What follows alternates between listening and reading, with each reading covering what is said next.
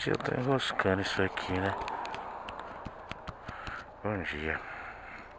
Boa tarde, boa tarde, boa tarde. Fim de expediente. 4 dias de inatividade profissional.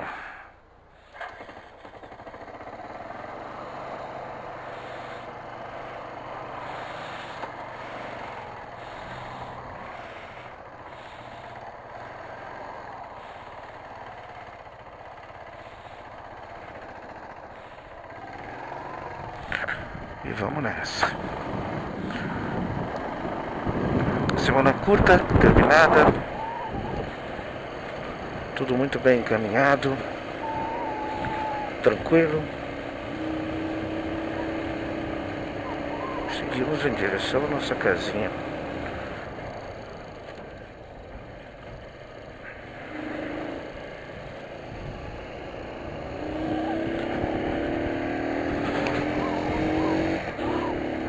Impressionante. A mão quebrada, que não sabe pedir desculpa.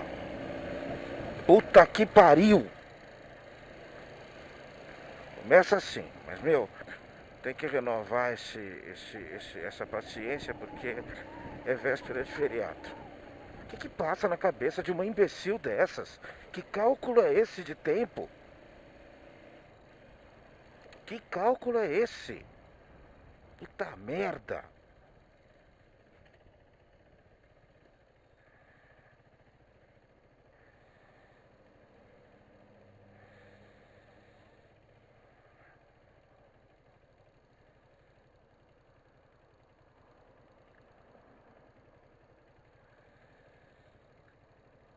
Vamos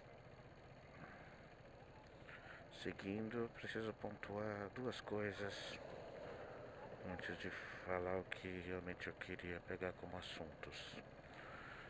Uma, já desmenti, publiquei anteriormente e depois falei aqui num dos vídeos incorretamente que a dona de uma das mineradoras que estava interessada em explorar a área indígena que foi liberada pelo Congresso Nacional para Exploração Mineral era da filha do Romero Jucá. Boato. Não preciso nem ler a matéria. Boatos.org já me avisou e eu já publiquei de novo, publiquei no Facebook hoje meu pedido de desculpas por propagar uma informação incorreta. Tá. É o mesmo naipe, o mesmo nível, o mesmo patamar das imbecilidades sobre tudo que é empresa ser do filho do Lula.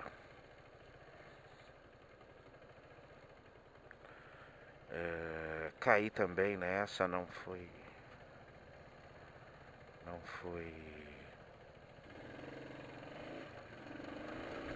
correto, não verifiquei a veracidade e acabei errando mesmo. Tá bem geladinho, cara, eu vou acabar parando pra pôr a jaqueta, tá geladinho. Não achei que estaria, ontem tava calor.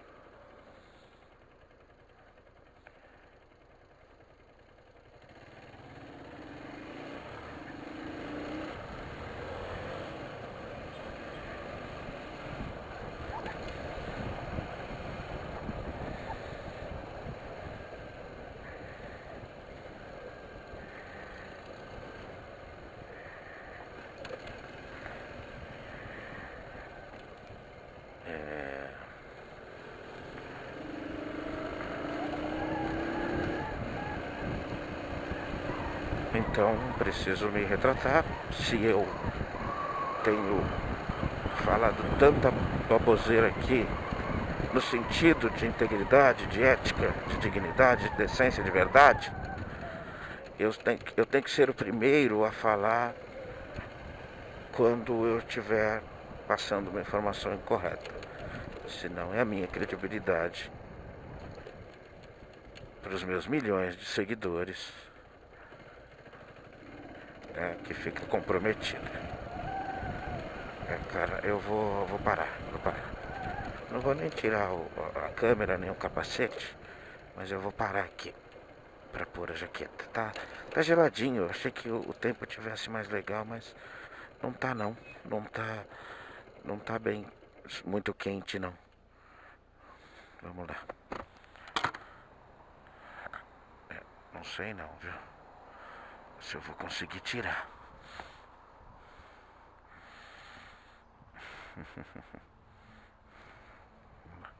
Mas é fácil de tirar aqui. Não. Preciso tirar isso aqui mesmo.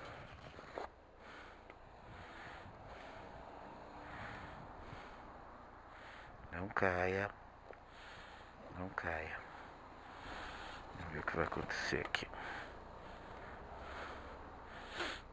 A jaqueta é leve, mas tira um pouquinho do friozinho. Não tá frio. Só um pouquinho fresco demais.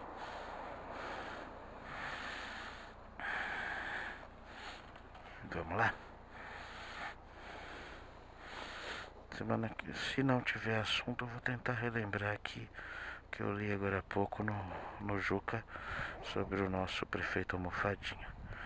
Mas assunto para depois, né? Melhor que seja para depois. Beleza, tudo certinho. Fechei, já era. Vambora pra casa. Filhinho, papai a caminho.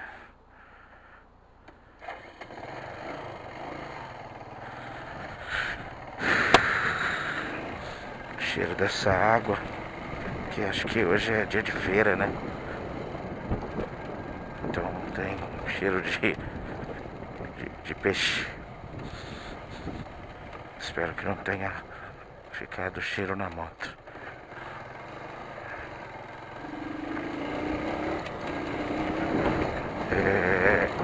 Esse é um assunto que eu preciso desmentir, né? Aí eu tô adiando esse outro, que é mais um daqueles que eu vi lá no Paulo Pes, e que queria também falar sobre ele, que é a questão da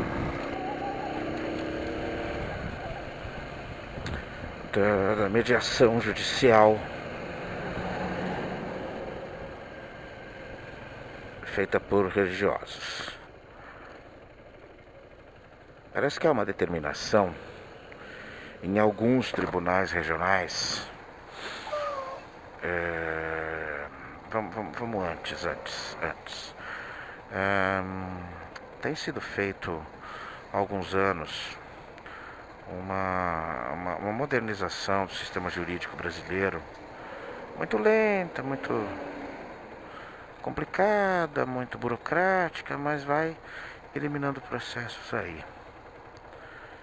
E houve a boa ideia de começar a colocar intermediadores, negociadores, ou intermediadores, para ser mais exato,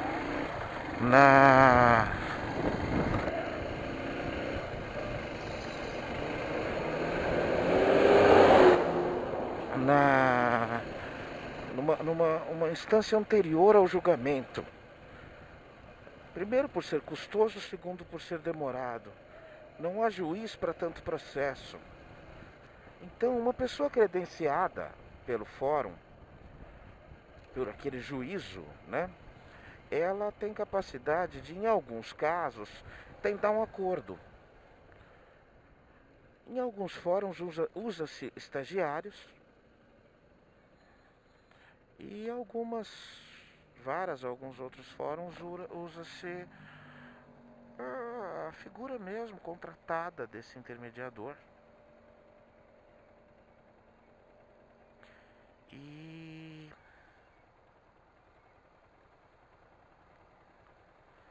isso é muito bom. Eu quero distância de processo jurídico, mas infelizmente eles fazem parte da nossa vida.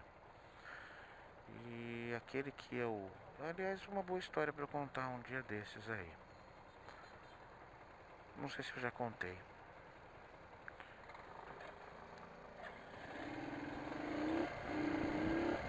E eu mesmo já Já vi como é. No meu caso foi uma estagiária, parece, e ela nos colocou frente a frente, eu, meu advogado e a outra parte, e expôs os fatos e perguntou se havia condição de haver um acordo. Enfim, a gente se expôs, percebeu o que um queria, o que o outro queria, e enfim, seguimos, mas não chegou a ter o processo porque a pessoa, às vésperas da audiência, desistiu, quis fazer um acordo, claro, porque estava redondamente enganada. Enganada não, estava errada, porque foi incorreta e sabia que não tinha muita defesa. Eu já tinha arrumado até 2 testemunhas que me socorreram. Enfim, e isso é muito bom. Essa figura, ela, um bom percentual, eles conseguem fazer a resolução ali. Tipo assim, alguém está pedindo 5 mil de indenização e a outra parte pode até reconhecer o erro, mas diz que não tem condições de pagar 5 mil. Tá bom, até que valor você chega? Ah, eu chego até 3 mil dividido em 6 vezes. Ah, não, para dividir eu preciso de 4, em 4 vezes. Entendeu? Aí chega num acordo, é uma negociação mesmo, uma coisa bacana. Até aí, beleza. Isso para diversas causas, inclusive questões de separação, divórcio, herança, coisas assim. E aí, essa figura desse intermediador é muito importante, muito bem vista. Só que certos fóruns, por conta da formação religiosa dos juízes, estão dando preferência a religiosos para fazer essa intermediação. Uma vez eu comentei aqui num vídeo do perigo que representava. Nossa, Washington, agora, essa hora. Do perigo que representava uma questão que um juiz absolveu uma pessoa num julgamento graças a uma psicografia, supostamente da vítima, do morto, da pessoa que tinha sido assassinada e que havia suspeita sobre aquele réu. E essa carta, essa psicografia, o juiz levou em conta e inocentou a pessoa.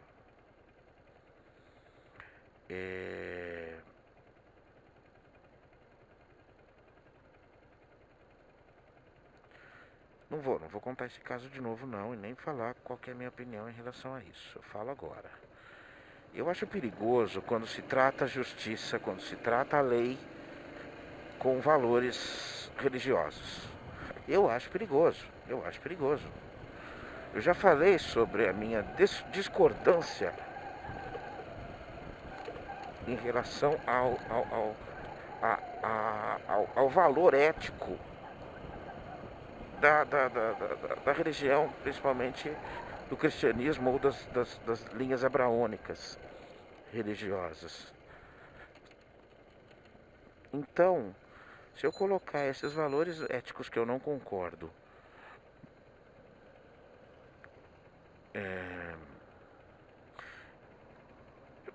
para serem usados como valores que darão embasamento para um acordo, para um... É complicado, cara, é complicado. Sabe o que acontece? Imagina que você tem um intermediador, um pastor. E imagina que na resolução do caso existe um homossexual. Como é que a gente faz, cara? Como é que a gente faz? Qual é a chance de, embora os fóruns sejam categóricos em informar que a sua atividade jurídica desses intermediadores, ela é totalmente isenta do uso dos seus valores religiosos. Quem é que retira o valor religioso para poder trabalhar, para poder fazer alguma coisa? Eu acho que ninguém, né? Ah não, agora eu não sou mais o religioso, agora eu sou... Ninguém, né? Ninguém, não dá para fazer isso.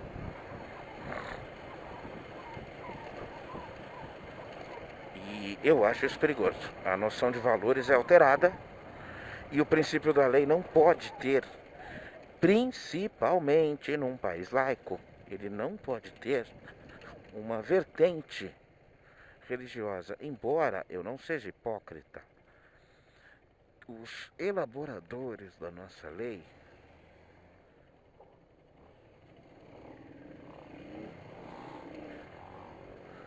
então vai. Aí você vai ter que parar, né? Fez todo um barulho.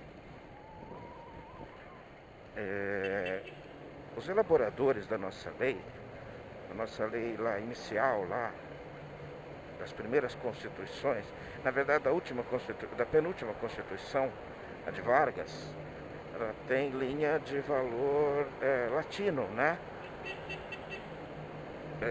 Com uma boa base da lei italiana.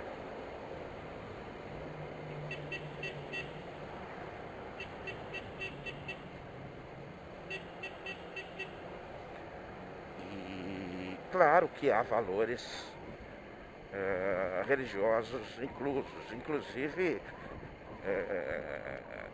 conceito de questões mais sagradas, né, como casamento, adultério, consumação de casamento, esse tipo de coisa.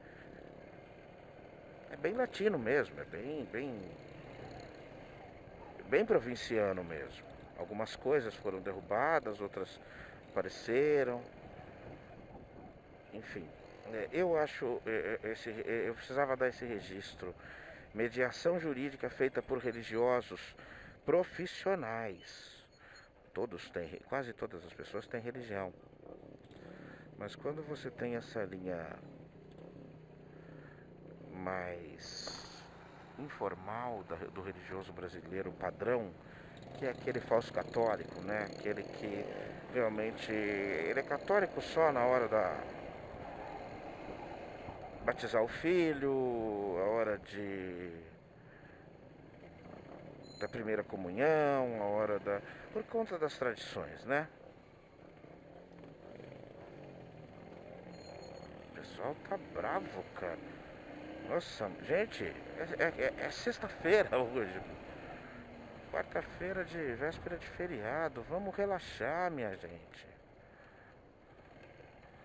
Vamos relaxar um pouquinho. Vocês estão muito vrão. Eu acho que isso aí é pressa para ir terminar o trampo ainda. Esse pessoal não acabou de trampar ainda.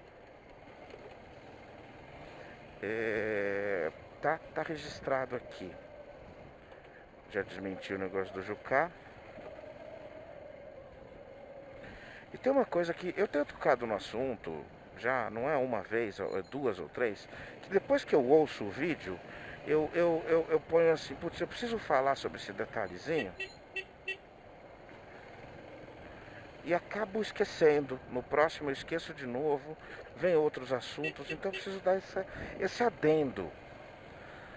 Falar de sexualidade, da imbecilidade, da diferença para a homossexualidade e assim por diante.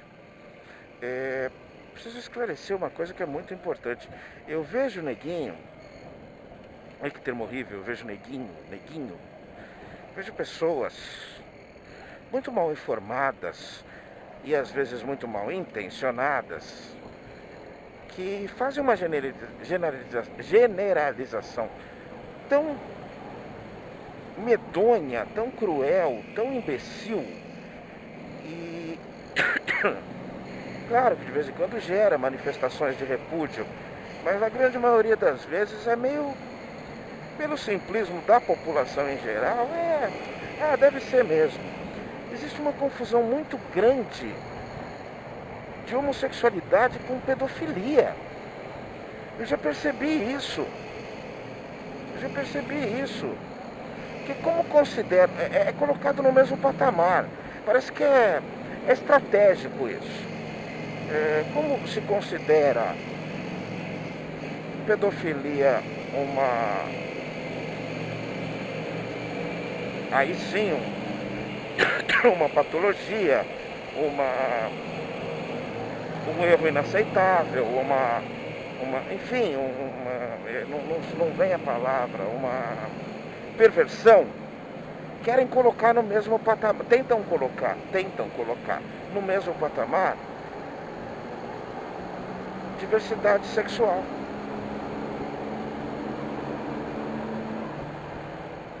Vamos deixar uma coisa mais bem explicada.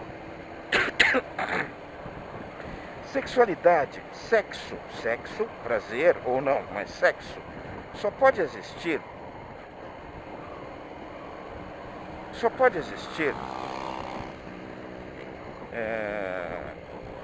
no conceito pessoal, individual, com o consentimento. Se o sexo é feito entre uma pessoa só, tem que haver concessão dessa uma pessoa. Mas você está falando besteira, quer dizer, a pessoa vai se masturbar sem o consentimento dela. E se ela for obrigada a se masturbar para alguém vê-la se masturbar? É uma violência sexual. Olha, que pointerzinho. Que pointerzinho. Ele não é branco, ele é gelo. É o GSI. Foi o mais bonitão de todos. Tá? Entre 2 ou 10, 20 pessoas que seja, e o que eles fizerem entre eles deverá ser consensual. E aí, por uma questão de bom... Puta que pariu, meu celular. Ai, não cai não. Puta merda. E aqui cheio de buraco. Caiu tudo. Agora que eu vi. Ai. Puta que pariu. Que medo foi esse? Deixa eu ver aqui o que aconteceu, mas acho que saiu. Olha aqui, ó. O que aconteceu. Saiu o suporte. Deixa eu dar uma pausa aqui. Vambora? Eu nem mexi. Eu só...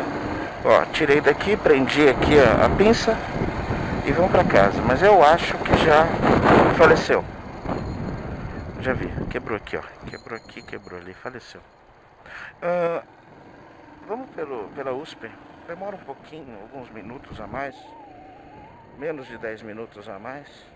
Mas dá uma variada, aí é véspera de feriado. Vamos fazer a coisa ficar mais light aqui. Onde é que eu tava? Sim. Definição de sexo no conceito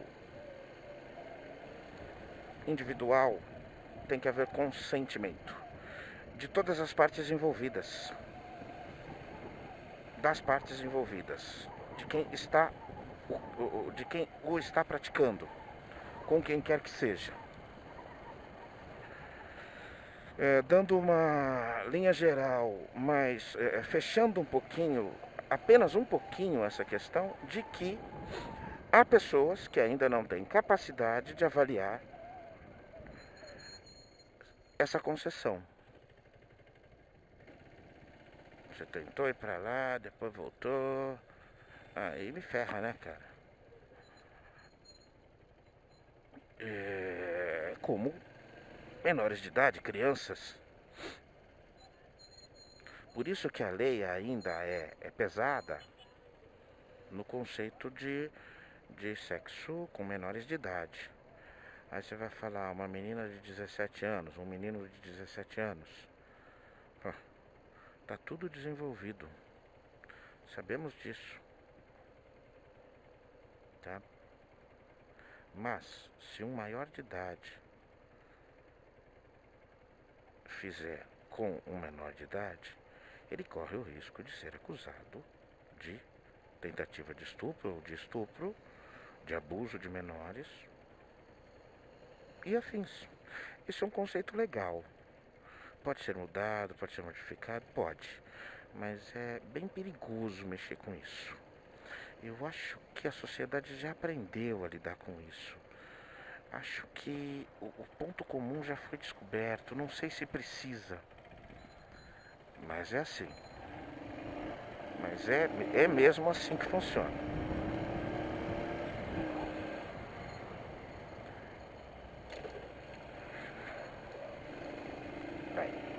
vendo? Acelera, acelera, não tem estabilidade para fazer uma curva.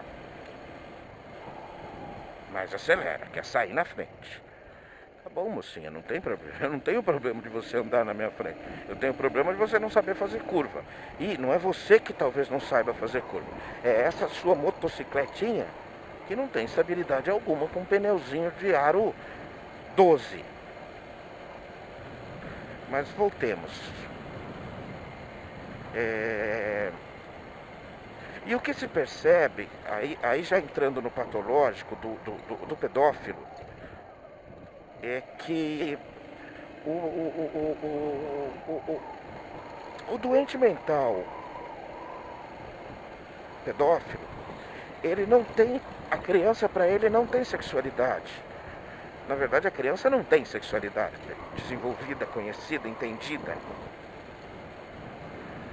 Por isso que ela tem que ser muito bem acompanhada nesse assunto, nesse conceito, para chegar a um estágio mental mais maduro possível na hora em que for fazer. E o pedófilo normalmente, aquele que se aproveita de crianças mesmo, ele não tem predileção em relação a... Pode até ter, mas se é menino ou se é menina, não tem importância. E isso dá essa falsa ideia de que, antes de mais nada, um pedófilo seja um homossexual. Eu discordo, mas qual o problema? A questão é, será menor o que ele fizer se ele for um pedófilo heterossexual? Não, né? A gravidade do que ele fez é a mesma, exatamente a mesma. E aí sim, esse gancho covarde da ligação do homossexual, da homossexualidade, com a perversão da pedofilia.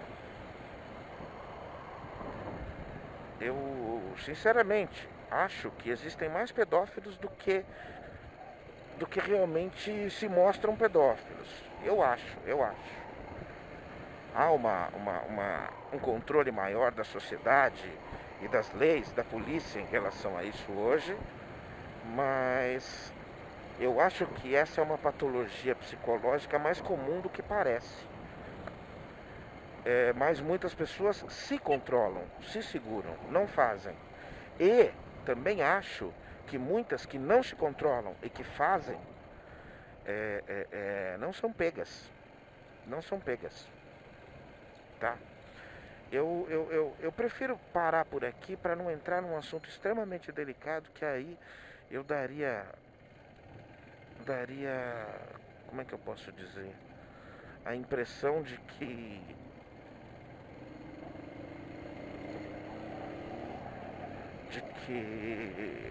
tem alguma coisa nesse sentido acontecendo perto de mim. Teve já bons meses atrás, perto de onde eu moro, e ainda não foi resolvido legalmente. Quando for, é quando eu quero contar. Vai, você vai me passar e vai pro corredor e vai andar devagarzinho.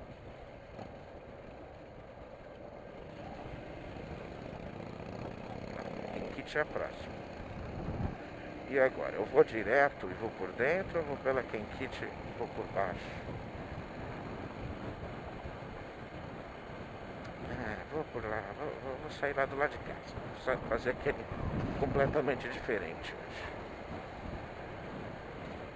Mas o cara é bom. Tá andando bem aí no corredor. Por uma motona grandona dessas, ele é bem habilidoso. E eu errei, né? Normalmente não é, mas o normalmente não quer dizer nada, né? Que ocorre com mais frequência não te elimina o erro, né? A possibilidade do erro. Mas assim, é muito necessário que se entenda que, na minha opinião, a pedofilia é uma patologia gravíssima. Esse tipo de pessoa, a pessoa que comete esse crime, essa anomalia, ela deve ser tirada da sociedade, do convívio social normal, e ela deve ser tratada, ela deve ser, pelo menos, a tentativa da regeneração, e se isso não for possível, ao menos tirá-la do convívio da sociedade casual, né? Da sociedade em sua totalidade. É de Curitiba, amigo do Moro. E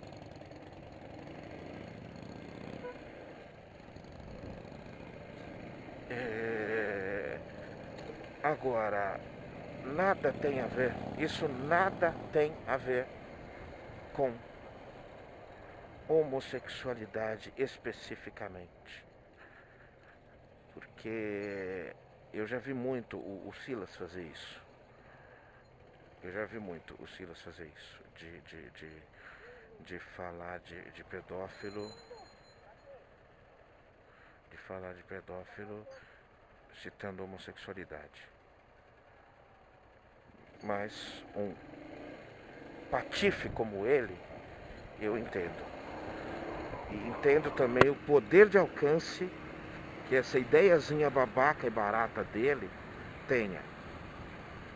Assim como o Jair, ao ser perguntado se tivesse um filho homossexual, o que faria, e ele responde que os filhos dele têm educação e não cometem essas...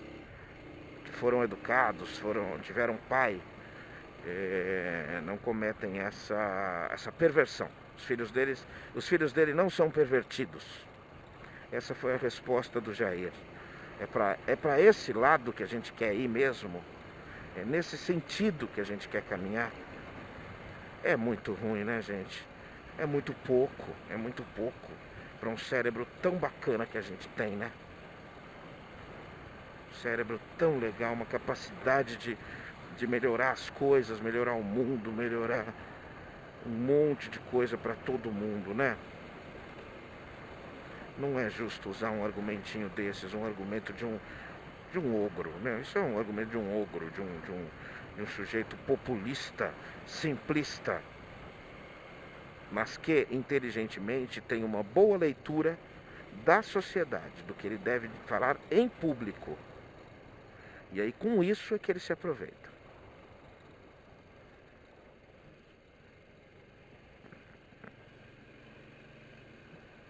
Aqui eu já tenho que virar. Aqui é dentro do bairro.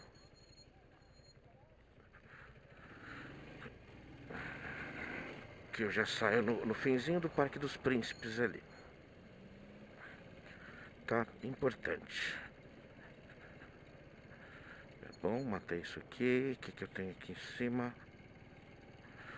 Esses dias uma pessoa que dificilmente vai ver meu vídeo, que eu também, para preservá-la, porque é uma boa pessoa,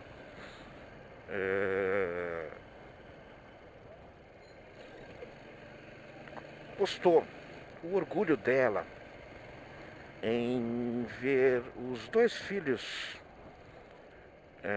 no altar, no púlpito da comunidade evangélica dela, lá da igreja evangélica. E ela falou 2 ou 3 vezes as 2 palavras juntas, que são louvor e temor. E isso é assim, sempre que eu vejo isso eu fico temeroso, sim, temor, desse conceito de Deus, que eu já falei sobre isso em outras vezes. Para essa pessoa e muitas pessoas que eu também já vi falando assim, esse sentido, é para esse sentido que existe uma comunidade, uma igreja. É isso que a gente precisa para estar bem com Deus, nosso Pai e Criador. A gente precisa louvar e temer.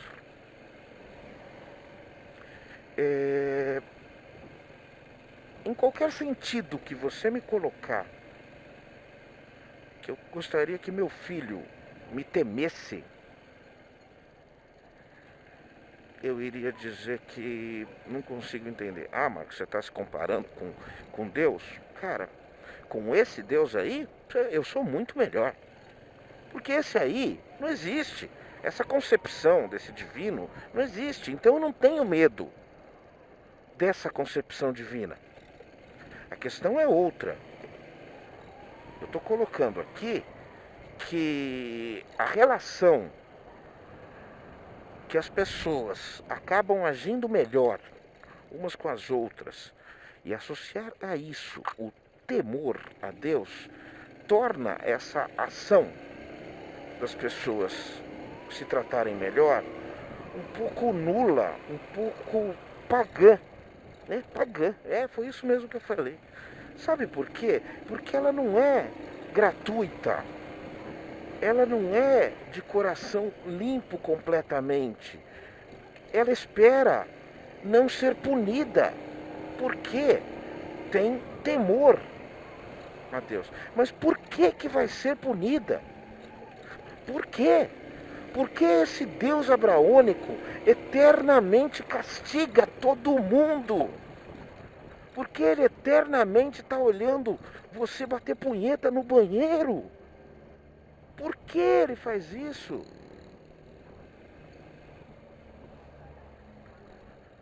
Para quê? Não tem sentido. Não tem. Ele não é Deus, ele é um homem que colocaram lá no patamar de uma suposta criação universal. Ele é só um homem que tem valores deturpados, antigos e defeitos. Este aí. Eu não consigo entender o temor a Deus. Ame e tema. Não é possível isso.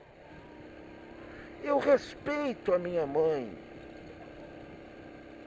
Eu a admiro profundamente. E a amo, naturalmente. Onde já se viu, em qualquer hierarquia possível, imaginável ou inimaginável, onde já se viu um superior virar para um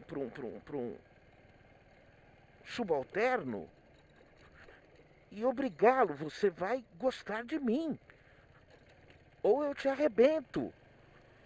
Esse subalterno vai passar a vida profissional dele falando, nossa chefe, como eu gosto de você. Você não sabe como eu gosto de você. Claro, por temor. Sabe, temor e louvor, esses são dos temas chaves que eu nego, que eu renego, que eu não aceito o Deus bíblico, que é um cara cruel, que é um cara que tem valores, noções de valores completamente tortas, moralmente inaceitáveis. Temor e louvor, foram essas palavras. E foi esse o meu temor em relação a uma sociedade que pratica estes preceitos. É assim como eu já falei, é incrível, mas esses preceitos tortos produzem, em sua maioria, pessoas que não fazem mal umas às outras. Pessoas que fazem o bem umas às outras. Mas é entendido tudo errado. Tudo errado. Estava falando do conceito da penitência, ou do autossofrimento, ou daquele outro Deus, ou do mesmo. É do mesmo, é a mesma coisa. Quem tem alguns defeitos tem todos. Que supostamente fica feliz com alguém se flagelando, se judiando, se penitenciando. Fica feliz com isso. É realmente torto, é realmente estranho. E olha só, aí sim, a mágica e maravilhosa invenção das mais geniais que os cristãos inventaram, especificamente os católicos, os evangélicos, eles se vangloriam de não ter, né? Não temos confissão. Ninguém se confessa. Mas eles têm uma coisa muito parecida, que é, se entregue a Jesus e seus pecados serão purificados. Que é a confissão. E aí você chega pro padre e fala, eu traí, eu sacaneei, eu roubei, eu puxei o tapete. Aí o padre fala para você, reze um ato de contrição, retire-se e reze 12 Ave Marias, 30 Pai Nossos e você estará perdoado.